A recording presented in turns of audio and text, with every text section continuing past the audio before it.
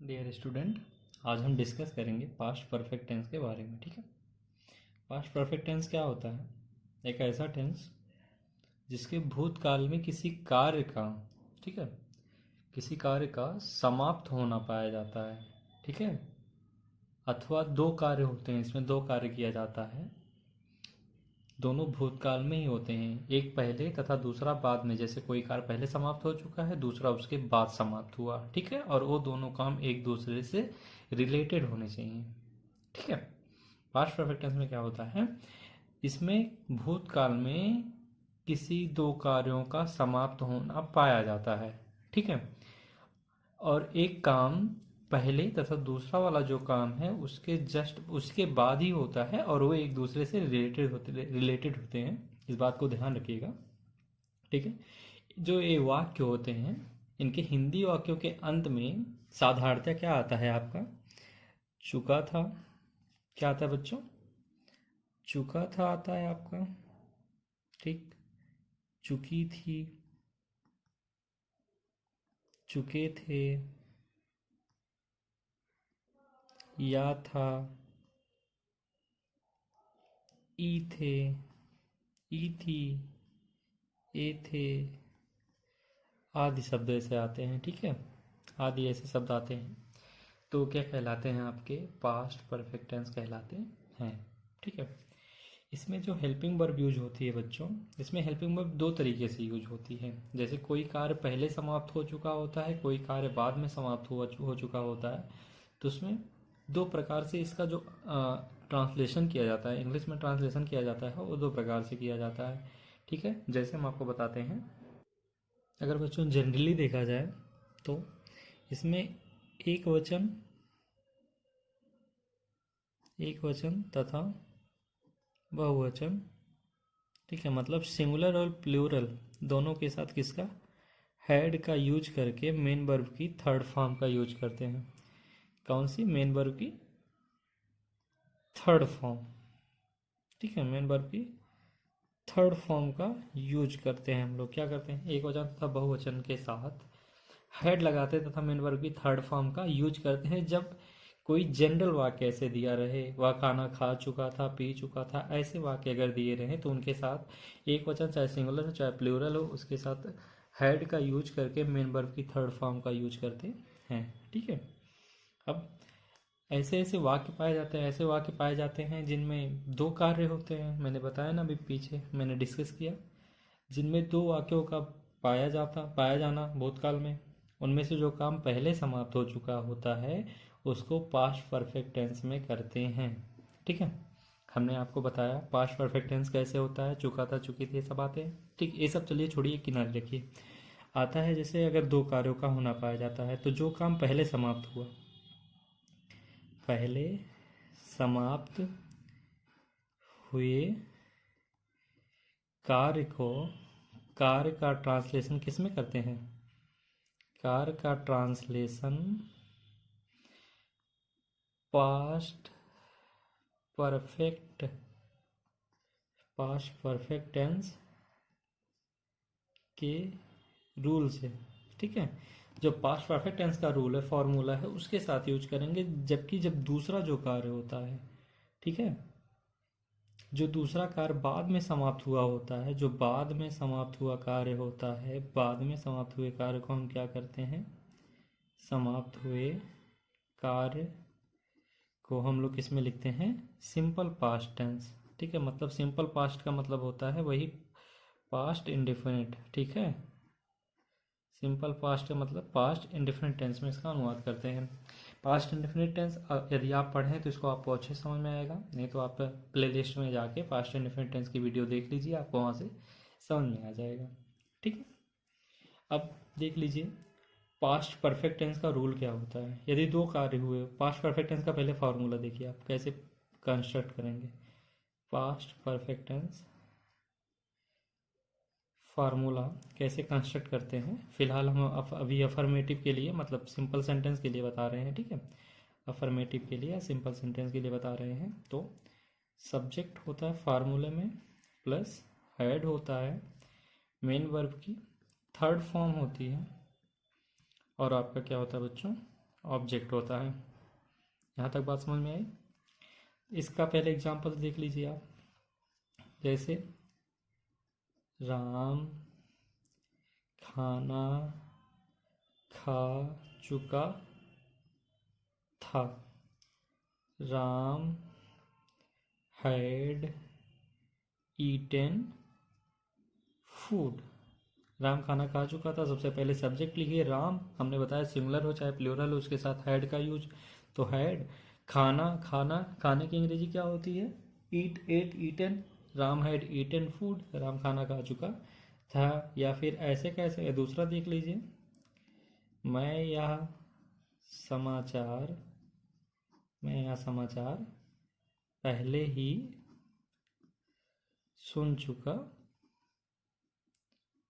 था। मैं यह समाचार पहले ही सुन चुका था। I had already heard. ठीक है, I had already heard this news. ठीक है बच्चों, समझ में? I had already heard this news, मैं यह समाचार पहले ही सुन चुका था। ये तो हो गया एक सिंपल सा। ठीक है, एक सिंपल सा हो गया, साधारणतः जो कुछ भी बोला जाता है सिंपल सा हो गया। यदि अब दो वाक्य हो, ठीक है, अब तक तो एक ही वाक्य था, लेकिन अब दो कार्य हों जो पास्ट टेंस में ही समाप्त हो, भूतकाल में ही समाप्त हो जाए, तो उनका अनुवाद हम कैसे करते हैं? तो हमने आपको बताया पहले समाप्त हुए कार्य का ट्रांसलेशन पास्ट परफेक्ट के रूल से किया जाता है, जबकि बाद में समाप्त हुए कार्य का सिंपल पास्ट मतलब इंडेफिनिट टेंस में किया जाता है। अब यहाँ से देखिए उसको, ठीक है, जब दो कार्यों का होना पाया जाता है। अब ध्यान से देखिएगा इनके वाक्य कैसे होते हैं। जैसे इनका एक एग्जाम्पल देखिए, वर्षा, सॉरी मैंने वर्षा लिख दिया, फिलहाल आप इसको वर्षा ही समझिएगा। वर्षा होने से पहले हम घर पहुंच चुके थे। वर्षा होने से पहले हम घर पहुंच चुके थे। इसमें दो वाक्य हैं। कैसे दो वाक्य हैं? पहले को आप ऐसे, पहले को जब आप ट्रांसलेशन करिए पहले पे ध्यान दीजिए, जहाँ पहले लिखा हो या बाद में लिखा हो उस पे ध्यान दीजिए। उसके जस्ट बाद देखिए क्या लिखा गया, हम घर पहुंच चुके थे। उसके पहले क्या लिखा गया है, वर्षा होने से पहले, मतलब हम घर पहले पहुंचे। वर्षा कब हुई? वर्षा बाद में हुई, मतलब हम घर पहुंच चुके थे वर्षा होने से पहले। ठीक है, तो मैंने क्या बताया, पहले समाप्त हुए कार्य को ट्रांसलेशन पास्ट परफेक्ट टेंस के रूल से करते हैं। तो पहला कौन सा कार्य समाप्त हो रहा है? पहले आप घर पहुंच रहे हैं या पहले बारिश हो रही है? तो पहले हम घर पहुंच चुके थे, ठीक है, उसके बाद बारिश शुरू हुई। ठीक है, तो इसका ट्रांसलेशन किसके हिसाब से होगा? इसका ट्रांसलेशन होगा आपके पास्ट परफेक्ट टेंस के हिसाब से। तो बी इसके हेल्पिंग वर्ब क्या होती है? हैड। बी हैड घर पहुंच चुके थे। Be had reached home. हम घर पहुंच चुके थे बिफोर पहले। और हमने बताया बाद में समाप्त हुए कार्य को सिंपल पास्ट यानी इंडिफरेंट टेंस में करते हैं, मतलब पास्ट इंडिफरेंट टेंस में करते हैं। तो बी हैड रीच्ड होम, ये तो हो गया किसका? पास्ट परफेक्ट हिसाब से। अब बाद में कौन सा कार्य समाप्त हुआ? वर्षा होने वाला कार्य बाद में समाप्त हो रहा है, तो बिफोर दी रेन या before the rain came, before the rain came, वर्षा आने से पहले। लेकिन ऐसा ना लिख के हम क्या लिख सकते हैं इसके? बिफोर इट रेन्ड। ठीक है, बिफोर इट रेन्ड। ये थोड़ा कम सटीक बैठेगा, सबसे सही ए बैठेगा, बिफोर इट रेन्ड। ठीक है, समझ में आया बच्चों? अब आगे देखें, यहाँ तक समझ में? वर्षा होने से पहले हम घर पहुंच चुके थे। इसका देख लीजिए, जब वाक्य के बीच में पहले आए, वाक्य के, इसके लिए मैं फार्मूला वैसे बता दे रहा हूँ, वाक्य के बीच में पहले आए। ठीक है, वाक्य बीच में पहले आए, वाक्य बीच में पहले आए, बिफोर आए, पहले यही समझिएगा, वाक्य बीच में बिफोर आए। तो जो कार्य पहले समाप्त हुआ रहता है उसको हम पहले लिखते हैं। तो हम क्या लिखेंगे? पहला कार्य जो समाप्त हुआ, पहला कार्य जो समाप्त हुआ प्लस दूसरा कार्य, समझ में आया? प्लस दूसरा कार्य, पहला कार्य जो समाप्त हुआ प्लस दूसरा कार्य। पहला कार्य जो समाप्त हुआ उसको हम किसके हिसाब से करेंगे? किसके हिसाब से करेंगे? यहाँ बीच में B4 लगा देंगे, ध्यान दीजिएगा, B4 लगा देंगे। पहला कार्य जो समाप्त हुआ उसको पास्ट परफेक्ट टेंस के हिसाब से, पास्ट परफेक्ट टेंस के रूल से करेंगे। जो दूसरा कार्य बाद में समाप्त होता है उसको किस टेंस के रूप में? उसको हम पास्ट इंडेफिनिट टेंस के रूप में। तो पहला कार्य जो समाप्त हुआ उसका फॉर्मूला क्या होता है? फॉर्मूला ध्यान दीजिएगा, अभी ऊपर हम बताए थे या फिर से बता दे रहे हैं। फॉर्मूला इसका क्या हो जाएगा?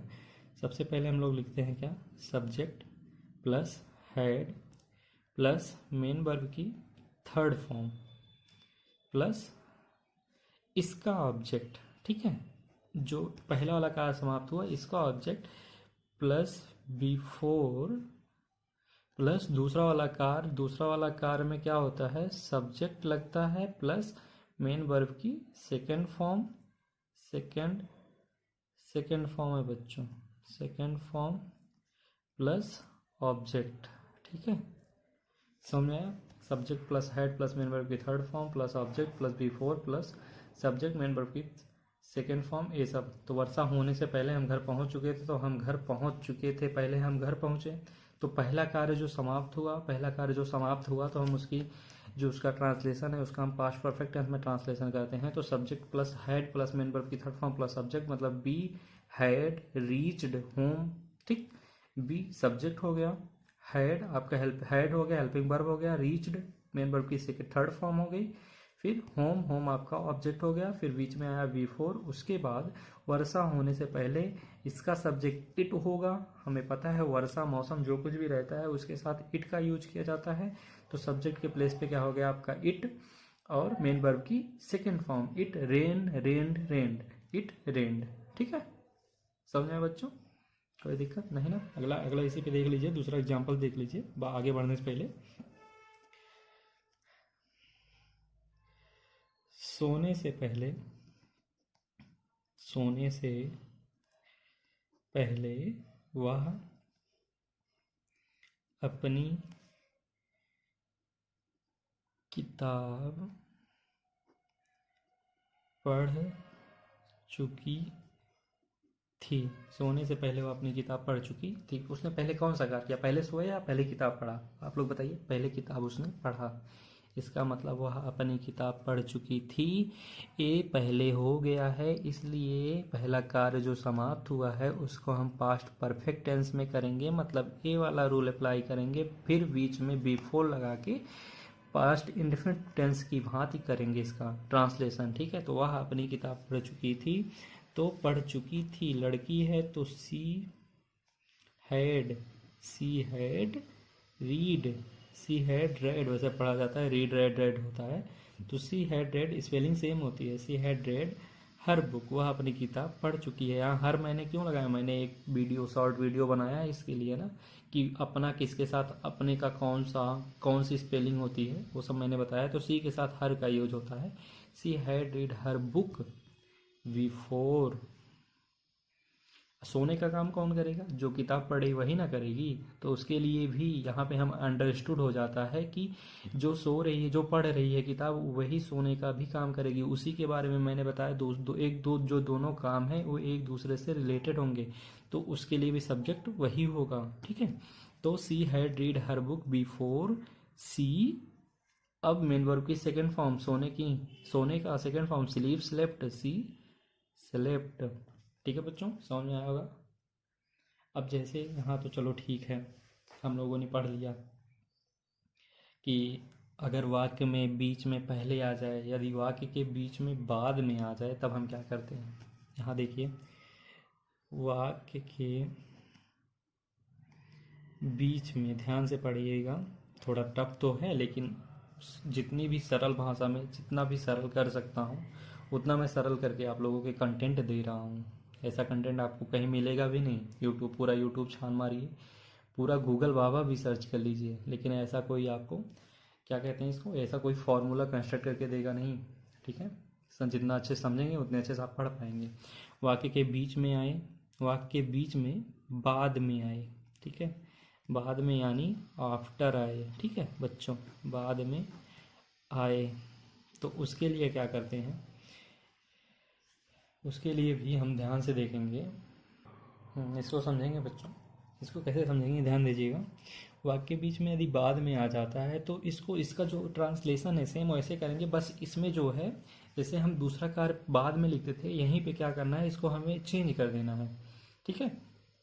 तो दूसरा कार्य पहले लिखना और पहला कार्य जो समाप्त हुआ उसको बाद में लिखना है। तो ऐसे लिखिएगा, दूसरा कार्य जो बाद में समाप्त हुआ, बाद में समाप्त हुआ, प्लस बीच में आपके रहेगा आफ्टर, प्लस पहला कार्य जो पहले समाप्त हुआ, पहला कार्य जो पहले समाप्त हुआ, ठीक है, पहले समाप्त हुआ।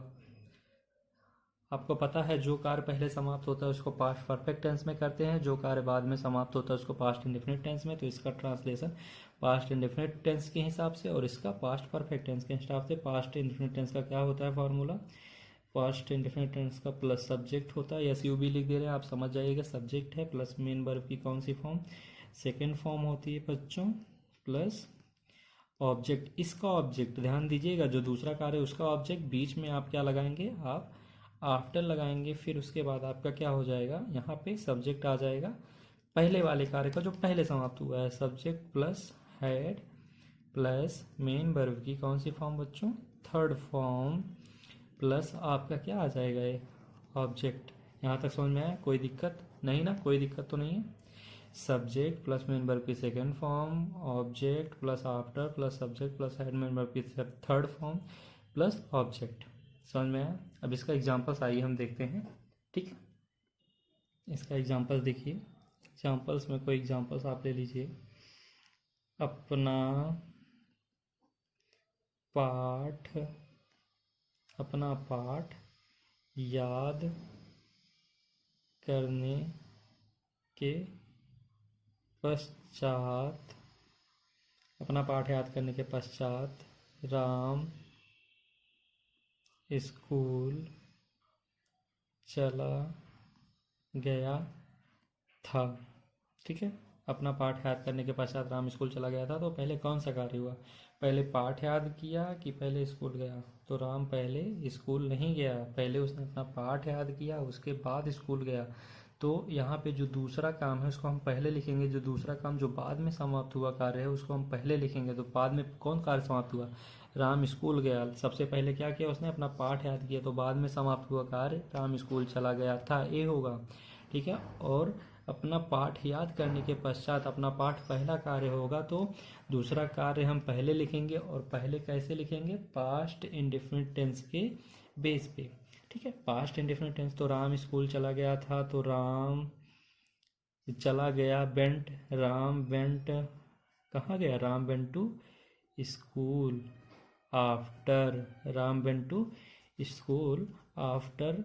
अपना पाठ कौन अपना पाठ किया, राम अपना पाठ याद किया ना, Ram went to school after Ram had learned his lesson, ऐसा लिख सकते हो, या फिर लिख सकते हो उसके संबोधन में ही लिख सकते हो। तो Ram went to school, he had, learn की थर्ड फॉर्म क्या होती है, learned, he had learned his lesson, ठीक है बच्चों।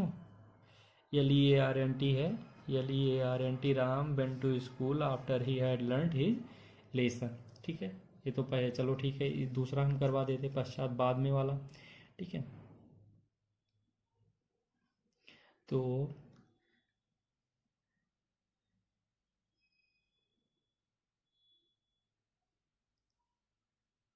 अगला देखिए आप, अगला आपका हम सोच रहे हैं फिलहाल कौन सा बताएं आपको, हम आपको रुकिए, चलिए देख लीजिए, बड़ा फेमस सा है, डॉक्टर के आने से पहले, डॉक्टर के आने के बाद, डॉक्टर के आने के बाद रोगी मर चुका था, डॉक्टर के आने के बाद रोगी मर चुका था। ऐसा कुछ बैठ नहीं रहा सही से, लेकिन फिर भी देख लीजिए, डॉक्टर के आने के बाद रोगी मर चुका था। तो डॉक्टर पहले आया, रोगी बाद में मरा। लेकिन ऐसा नहीं बैठ रहा, डॉक्टर के आने से पहले रोगी मर चुका था, ऐसा बैठा, लेकिन हमें कोई मिल नहीं रहा एग्जाम्पल्स, इसलिए हम आपको बता रहे हैं डॉक्टर के आने के बाद रोगी मर चुका था। तो पहले कौन सा कार्य हुआ, पहले डॉक्टर आया उसके बाद रोगी मरा, तो रोगी मरा, तो रोगी मरा, इसके लिए क्या हो जाएगा, the patient dead after the doctor had केम। ठीक है, द पेशेंट है dead after the doctor had केम। समझ में आ गया। अब ऐसा इसका ये तो अफर्मेटिव हो गया। अब हम देखेंगे किसके बारे में, निगेटिव सेंटेंस के बारे में। निगेटिव सेंटेंस के बारे में, निगेटिव सेंटेंस के बारे में क्या है, बस वही, जहाँ हैड है वहाँ हैड प्लस नॉट हो जाएगा।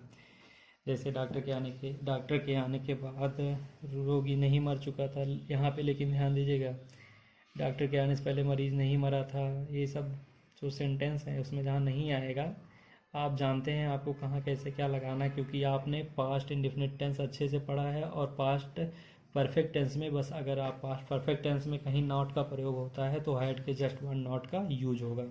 ठीक है बच्चों, चलिए एग्जांपल्स देखिए इसके। पुलिस के आने से पहले चोर नहीं भाग चुका था। पुलिस के आने से पहले चोर नहीं भाग चुका था। अब नहीं यहाँ से हटाइए, पहले नहीं हटा दीजिए। ठीक है, तो लिखा क्या गया है, पुलिस के आने से पहले चोर भाग चुका था। तो पहले कौन सा कार्य हुआ, चोर भाग गया था, तो पहले यही कार्य हुआ ना।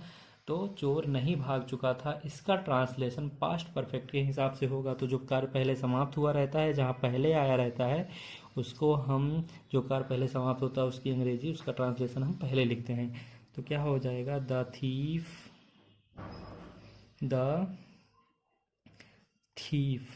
ठीक है, the thief had not run away, the thief had not run away before the police केम। ठीक है बच्चों, the thief had not run away before the police केम। ठीक है, अब अगला क्या है, अध्यापक परीक्षा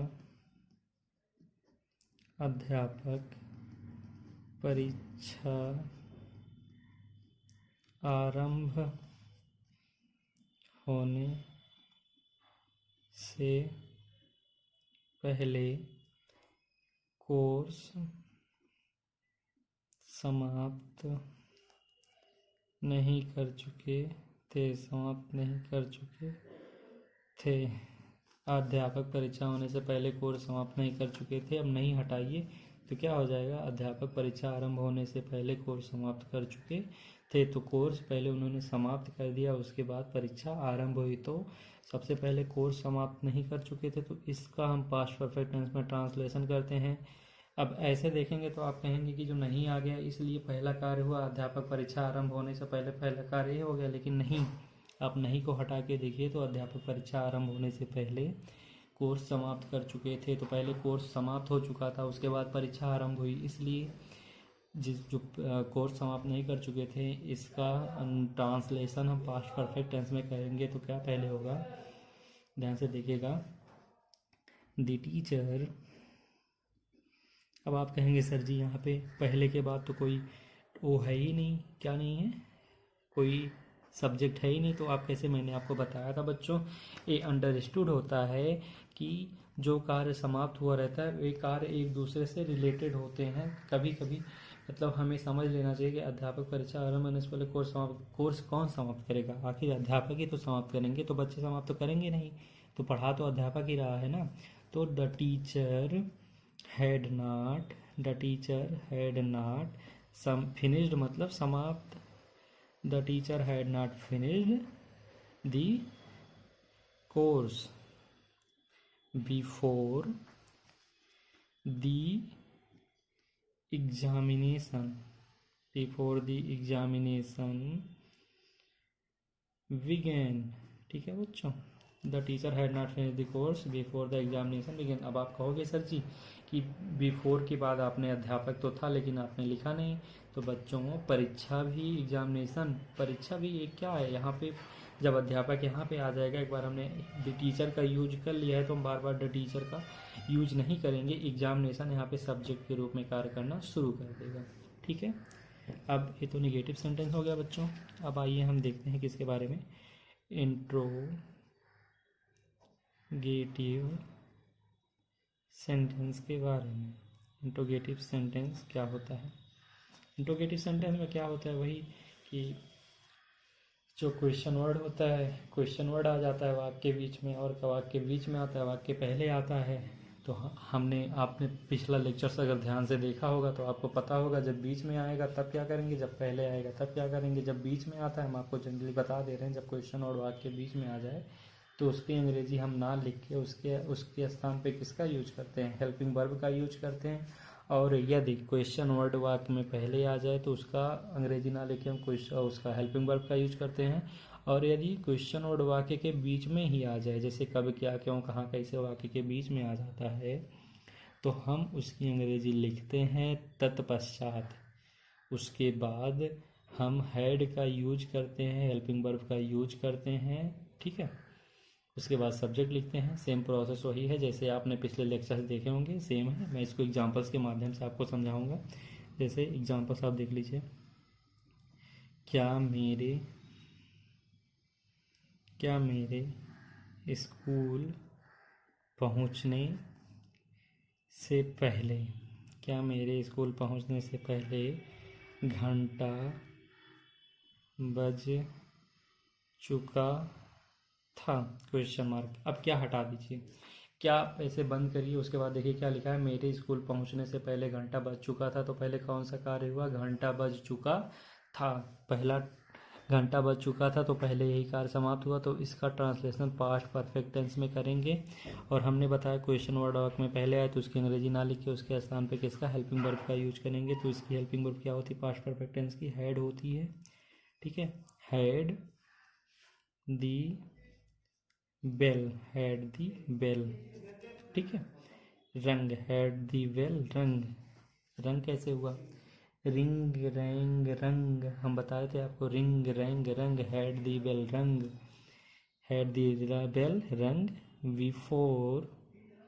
बिफोर अब देखो, क्या मेरे स्कूल पहुंचने से पहले घंटा बज चुका था, क्या को आप बंद करिए, मेरे स्कूल पहुंचने से पहले घंटा बज चुका था, पहले एक कार्य समाप्त हुआ। इसका ट्रांसलेशन पास्ट परफेक्ट टेंस के रूप में करेंगे। पास्ट परफेक्ट टेंस का जो हेल्पिंग वर्ब होता है वो हैड होता है। तो क्या पहले आया है तो उसकी अंग्रेजी ना लिखकर उसके स्थान पे हेल्पिंग वर्ब मतलब हैड का यूज करेंगे। तो हैड दी विल रंग बिफोर। अब दूसरा कार्य जो बाद में समाप्त होता है उसकी, मेरे स्कूल पहुंचने से पहले, तो हैड दी विल रंग before I reached the school. ठीक है, उसके बाद आपका क्वेश्चन मार्क। दूसरा आपका क्या हो गया, क्या दूसरा एक हो गया, आप स्टार्टिंग में क्वेश्चन वर्ड आया, अब एक बीच में क्वेश्चन वर्ड आ जाए तो देखो क्या कहते हैं, मेरे सोने से पहले, मेरे सोने से पहले तुम पत्र क्यों लिख चुके थे, मेरे सोने से पहले तुम पत्र क्यों लिख चुके थे। मैंने कहा ना क्वेश्चन वर्ड आया उसको बंद करिए, क्यों को तुम ध्यान ही ना दो, मेरे सोने से पहले तुम पत्र लिख चुके थे, तुम पत्र लिख चुके थे, एक कार्य पहले समाप्त हुआ ना, तो इसका ट्रांसलेशन पास्ट परफेक्ट टेंस के बेस पे करेंगे। तो सबसे पहले इसका ट्रांसलेशन करेंगे तो लिखा क्या गया, तुम पत्र क्यों लिख चुके थे। ये सब भूल जाइए आप, ये सब भूल जाइए, इतना पूरा भूल जाइए, तुम पत्र क्यों लिख चुके थे। अब इसको ध्यान में रखिए, तो क्यों लिख चुके थे पास्ट परफेक्ट टेंस के, इसका ट्रांसलेशन करना है पास्ट परफेक्ट टेंस में। क्यों लिख चुके थे, क्वेश्चन वर्ड बीच में आया तो इसको अंग्रेजी पहले लिखेंगे तो व्हाई। और पास्ट परफेक्ट टेंस का जो हेल्पिंग वर्ब होता है वो हैड होता है, तो व्हाई हैड, उसके बाद सब्जेक्ट व्हाई हैड यू, फिर write wrote written, had why had you written, why had you written a letter, a letter, to letter, the letter, ठीक है। why had you written a letter before, ठीक है, I slept। समझ में आया बच्चों, मेरे सोने से पहले, बिफोर आई स्लेप्ट। समझ में आया। अब जैसे कुछ ऐसे क्वेश्चन वर्ड्स होते हैं जो एकदम नाउन से, जो सब्जेक्ट होता है आपके नाउन से एकदम जुड़ा हुआ होता है, नाउन से जुड़ा होता है, सब्जेक्ट नहीं कह सकते हम, नाउन्स के साथ जुड़ा हुआ होता है, तो उसका ट्रांसलेशन कैसे करेंगे आइए हम आपको बताते हैं। जैसे एक आप देख लीजिए सूरज, तीसरा है ट्रांसलेशन, इसको बहुत ध्यान दीजिएगा।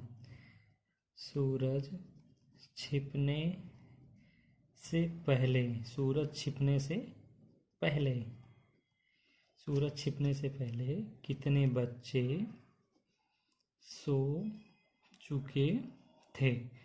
सूरज छिपने से पहले कितने बच्चे अब देखो कितने बच्चे, कितने बच्चे ए से जुड़ा है कि नहीं जुड़ा है, कितने, क्वेश्चन वर्ड है लेकिन बच्चे से जुड़ा है। यदि आप देख लीजिए सूरज छिपने से पहले बच्चे हटा दीजिए, सूरज छिपने से पहले कितने सो चुके थे, कितने क्या सो चुके थे, कोई तो कुछ जुड़ा तो होगा ना। तो इसके साथ मेनली क्या जुड़ा है, बच्चे जुड़ा है, तो ये दोनों हमेशा साथ साथ लिखे जाएंगे। तो कितने हटाइए, अच्छा सूरज छिपने से पहले बच्चे सो चुके थे, तो बच्चे पहले सोए, तो ये सब पूरा हटाइए, कितने बच्चे सो चुके थे।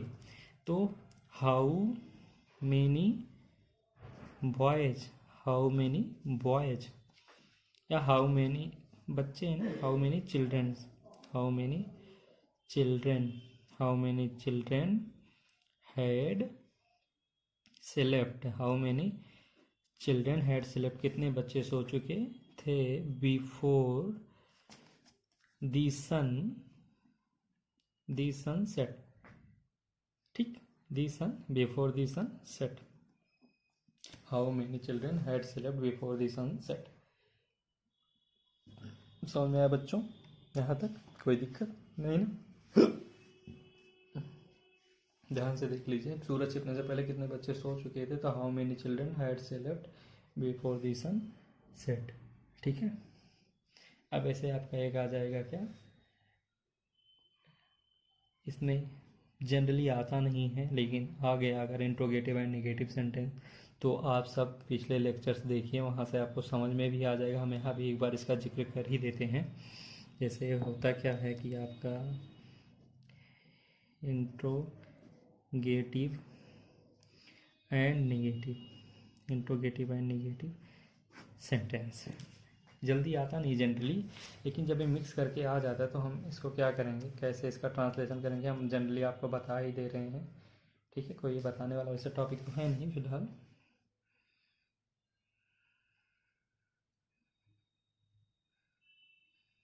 ध्यान से देखिएगा,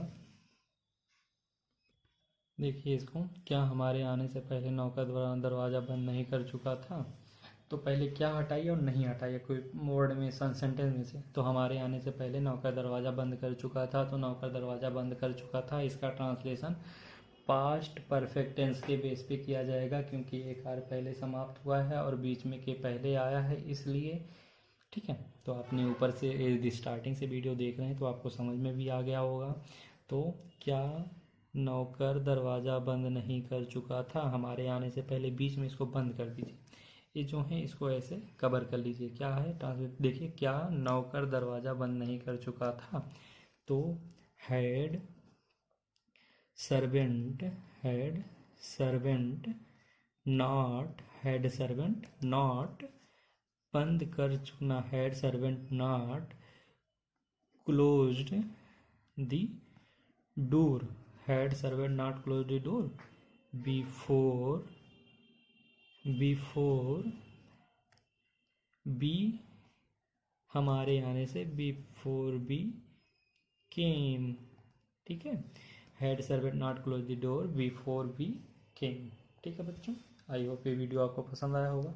और हाँ, ध्यान से सारे वीडियो लेक्चर आप पढ़ते रहिए और समझते रहिए, नोट्स भी प्रॉपर बनाते चलिए, ठीक है। धन्यवाद।